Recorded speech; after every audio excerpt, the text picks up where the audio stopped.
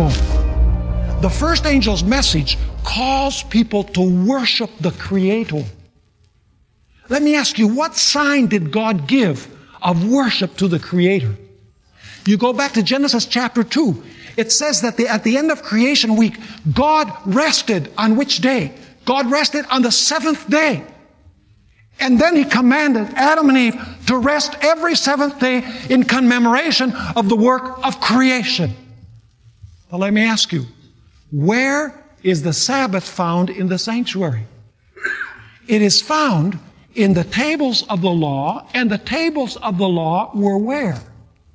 They were in the most holy place of the sanctuary. By the way, the three angels' messages end by speaking about a people who keep the commandments of God. So the commandments are involved, but the commandments are in the most holy place. The first angel's message says, worship the Creator. The sign of the Creator is the Sabbath. The Sabbath was in the law, and the law is in the most holy place of the sanctuary. But there's more. The first angel's message also tells us that the hour of God's judgment has come. Let me ask you, in which apartment of the sanctuary in the Old Testament do you have an illustration of the judgment? Once a year, on the great Yom Kippur, the Day of Atonement, the great judgment day of Israel, those who were faithful to God and those who were unfaithful to God were separated one from another in the judgment when the law of God came into view. And in what apartment did the Day of Atonement take place primarily? It took place in the most holy place. That's where the blood was sprinkled, was on the mercy seat in the most holy place to satisfy the demands of the law.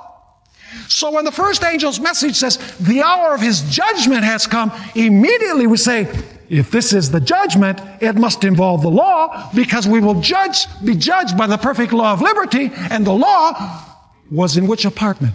In the most holy place of the heavenly sanctuary. But there's more. Do you know that this passage that we're studying actually begins in Revelation 11 and verse 19? Do you know what Revelation 11 verse 19 says? Where this whole passage of the three angels' messages begins? It begins by saying that John saw heaven opened, and the temple of God in heaven was opened. And what was seen in His temple? The Ark of His covenant. Let me ask you, where was the Ark of the covenant in the sanctuary?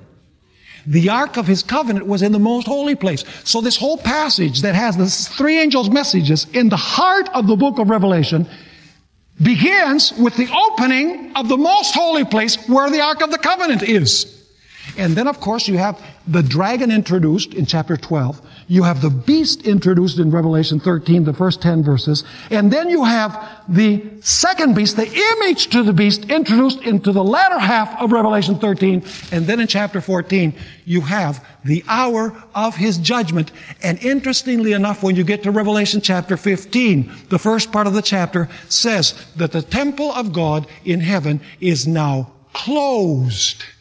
And no one can enter the temple until the 7 last plagues have been poured out, because probation has closed.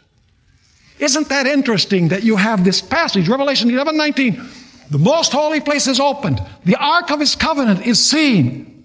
And then you have an introduction to the dragon, the beast, and the false prophet, which we're going to study in connection with the three angels' messages. And then God warns against the beast and his image and his mark in the three angels' messages. And after that warning, we find that the temple in heaven closes, the most holy place closes. No one is able to enter the temple anymore because probation has closed.